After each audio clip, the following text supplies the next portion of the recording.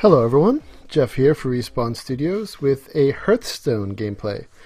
Pyre finally hooked me up with the knowledge to use open broadcasting systems, so here I'm messing around trying to figure out how to use it, and I've been streaming Hearthstone today. So this is one of my wins with my first broadcast, but I'm probably going to be streaming this a few hours a day now because I am addicted to Hearthstone. So what you'll see here is the deck that I've been working with for a while. I have like 300 total wins in ranked matches and only 10 in arena. I've only done the arena a few times. But I like to use... I know if we're using proper terms, there's like aggro decks, mid-range, slow decks, control as they're called. I don't really buy into any of that.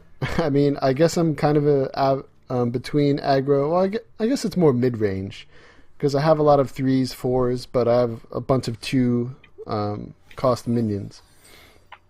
If you have no idea what the hell Hearthstone is and what the hell am I talking about, it's I guess in essence an offshoot of World of Warcraft, though Warcraft has been around forever as an RTS, and it's pretty similar to Magic, the card game, where you like tap mana, not tap mana, you have mana crystals, and you see the big numbers in the top left of the cards. That's the value you need to play them per turn. You start with 1, you get 1 each per turn, unless you use spells.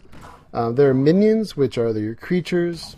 There are hero abilities, there are spell cards, there are secrets, and there are weapons.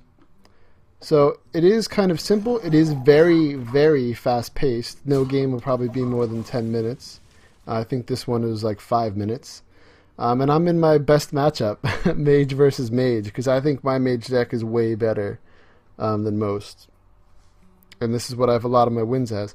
I used to use the Rogue and use an all-out aggro deck with a lot of charge cards, but that didn't win once I started to get to higher ranks, because it could be too easily killed because a lot of them were only 1 health minions.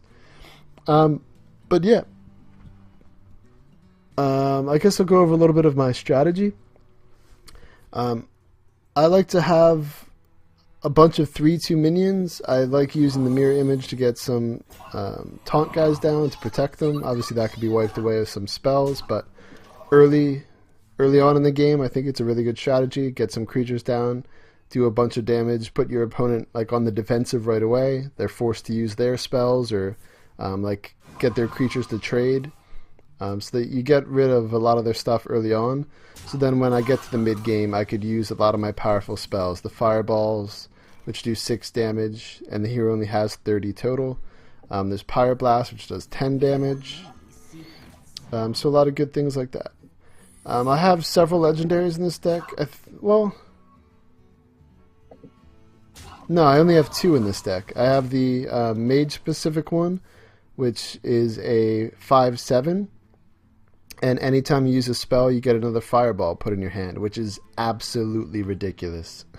But usually people know that, and they eliminate him, try to on the first turn he's played before you could do anything.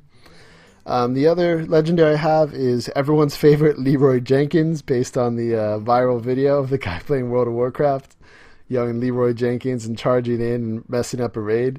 But the card only costs 4, but it's a 6/2 with charge, so you could quickly do 6 damage.